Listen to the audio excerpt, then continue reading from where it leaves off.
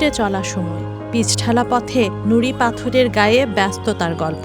তাতে পরিবর্তনের প্রত্যাশা কতটা?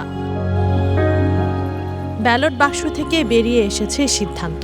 এখন সময় রাষ্ট্র পরিচালনার দায়িত্বে থাকা দলের আশার গল্পের বাস্তব রূপ দেখানোর।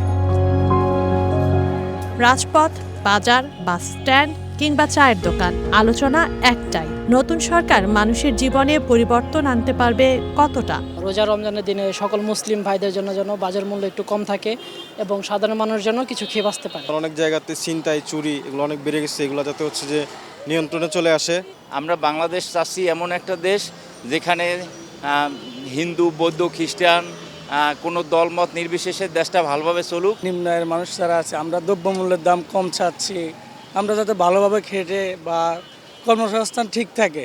ওভারঅল মেয়েদের সর্বোত্তম নিরাপত্তা, রাস্তাঘাটে চলাচলের ব্যাপারে প্রত্যেকটা সেক্টরে, প্রত্যেকটা ক্যাটাগরিতে। তনু হত্যা, হাদি হত্যা, গণ অভ্যুত্থানে হত্যাযোগ্য কিংবা স্বৈরাচারের কবলে ক্ষত বিক্ষত রাষ্ট্রের মানুষ কি কেবল স্বস্তি চায়, নাকি প্রতিবাদ যে জাতির সহজাত তারা চায় সকল অন্যায়ের সুষ্ঠু বিচার? পালিয়ে যাওয়া প্রধানমন্ত্রীকে দেশে আনি সুস্থভাবে ন্যায় বিচার জাতিকে উপহার দেবে, এটাই আমাদের প্রত্যাশা। শহীদ ওসমান হাদি, তারপরে হচ্ছে আমাদের যেই সাম্য ভাই, তো আমাদের বিশ্ববিদ্যালয়ের বড় ভাই সাম্য ভাই, এরা কিন্তু হচ্ছে গিয়ে এদের হত্যার পরে কিন্তু এদের বিচারগুলো এখনো হয়নি। তো মানুষের কিন্তু সেই জায়গা থেকে একটা ক্ষোভ রয়ে গেছে অন্তর্বর্তীকালীন সরকারের প্রতি।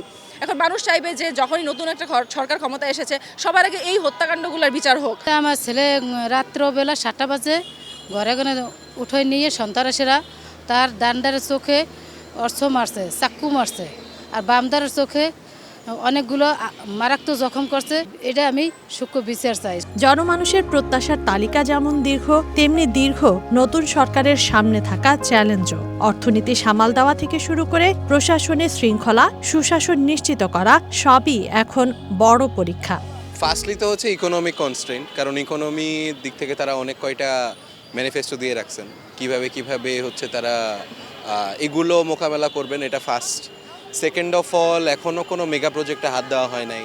এই মেগা প্রজেক্টগুলো কিভাবে কি হবে না হবে, নাকি মেগা প্রজেক্টের দিকে এখনও লক্ষ্য দেওয়া হবে না, এটা একটা ব্যাপার। Third of all, political clashes, কারণ পলিটিক্যাল ক্ল্যাশেস আমরা দেখছিলাম যে মাঝখানে অনেক মব অ্যাটাক বেড়ে গেছিলো, পলিটিক্যাল ক্ল্যাশেস অনেক বেশি হয়ে গেছিল। একপাক্ষিক একটা শোষণমূলক ডিল অন্তর্বর্তীকালীন সরকার করে গেল, এটাকে বাতিল করা তাদের একটা অন্যতম কাজ হবে, বা এটা নিয়ে জনগণের সাথে কথা বলা। তাদের অন্যতম কাজ হবে ভারতীয় সম্প্রসারণবাদের বিরুদ্ধে অবস্থান নেওয়া। তাদের অন্যতম কাজ হবে এই যে অন্তর্বর্তীকালীন পিরিয়ডে আমরা যত ধরনের মব ঘটতে দেখেছি, মাইনরিটিদের উপরে যে ধরনের আক্রমণ দেখেছি, আমরা মাজারগুলোতে যে ধরনের আক্রমণ দেখেছি, সেগুলোকে প্রতিহত করা। খেটে খাওয়া মানুষ থেকে শুরু করে সমাজের উঁচু স্তরের মানুষ প্রত্যেকেই শুধু সরকার পরিবর্তন নয়, নিজেদের অবস্থারও উন্নতি দেখতে চায়। এই দেশে মারামারি, হানাহানি যাতে না হয়, লুটতারার যাতে না হয়, এইটুকুই আমাদের চাওয়া। সরকার ভালো কাজ করবে দেশের জন্য, সাধারণ মানুষের জন্য যেন হয়রানি না হয়, এইটাই। সরকারের প্রতি মানুষের বিশ্বাস টিকিয়ে রাখার মূল মন্ত্র দুর্নীতি নিয়ন্ত্রণ, মূল্যস্ফীতি সামাল দেওয়া আর ন্যায় বিচার নিশ্চিত করা।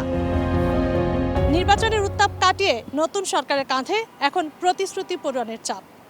ভোটের আগের স্বপ্ন এবং প্রতিশ্রুতিগুলোই উঠে আসছে সাধারণ মানুষের কথায়। কেউ চায় স্বস্তির জীবন, কেউ ন্যায্য অধিকার।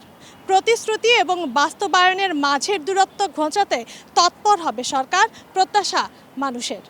তানজিন অন্ত, ওয়ান নিউজ, ঢাকা।